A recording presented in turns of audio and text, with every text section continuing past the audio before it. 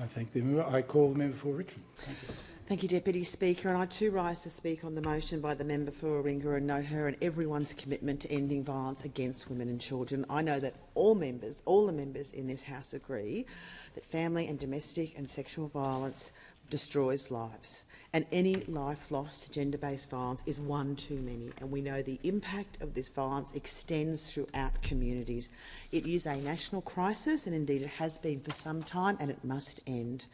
And the safety of women and children experiencing violence is a priority for the Albanese Labor government, and it has been since day one.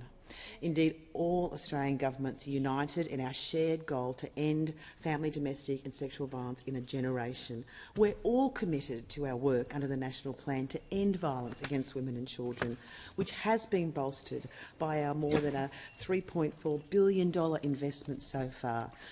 And, Deputy Speaker, we must acknowledge in this debate also that Aboriginal and Torres Strait Islander women are disproportionately impacted by domestic, family and sexual violence, and it is important that we all acknowledge that. And, Deputy Speaker, Tuesday night's budget, as we heard, will deliver $925.2 million over 5 years to provide financial support and support services for victim survivors leaving a violent intimate partner relationship by permanently establishing the Leaving Violence program. Victim survivors will now have the certainty of knowing that a safety net will be there if they need it, where they can access up to $5,000 in financial support, as well as safety planning, risk assessments and referrals to support pathways. The budget also includes a new decision to direct $1 billion of funding towards crisis and transitional accommodation for women and children fleeing domestic violence.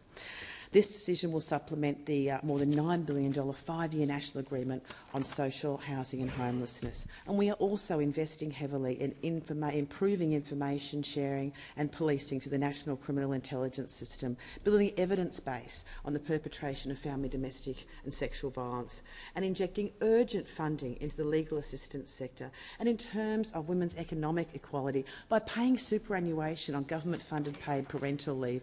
And this is all on top of the very significant work that our government has led over the past 2 years, including reforms to family law, justice responses to sexual violence and national principles to address coercive control, and our appointment of the first ever Domestic, Sexual and Family Violence Commissioner, Michaela Cronin, who is ensuring that those voices of those lived experience victim survivors is at the heart of advice to government. And of course, Deputy Speaker, I'm very proud one of the first bills we passed in this parliament legislated 10 days of paid family and domestic violence leave for all employees. Across previous budgets, we've boosted funding to frontline services, which include delivered funding to the states and territories for frontline workers and restoring funding for services which were running out. And we continue to deliver more safe places for women and children experiencing family, domestic and sexual violence, which will assist more than 2,800 women and children each year, with an additional 720 new places available under the next round.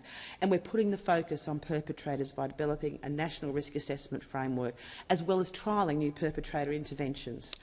And these are just some of the many actions our government has taken. Now, Deputy Speaker, we all know there is more to do. We all acknowledge that. All of us, as governments at all levels, need to do more, and also the community as well. Governments, community, business need to work together to end violence against women and children. We must all continue to make that commitment. And we have demonstrated our commitment as a government over these last 2 years, which sees our record investment in women's safety grow to $3.4 billion. We take this very seriously. And, Deputy Speaker, in late April, we saw thousands march at rallies against gender-based violence, thousands across the country. I attended the rally on the Gold Coast and spoke about the government's actions. I outlined our record funding and our commitment to ending violence against women and children in a generation. And I also spoke about my time as a former frontline police officer, in which I attended literally hundreds of situations involving domestic violence. I have stood in the lounge rooms and the kitchens and seen firsthand the destruction this causes for women and children. And, Deputy Speaker, for anyone listening today or watching, if you need help, call 000 if it's life-threatening, or please call 1-800-RESPECT and 1-800-737-732 for support. Deputy Speaker, the fact is one life lost is too many, and the deaths of women at the hands of men has to end.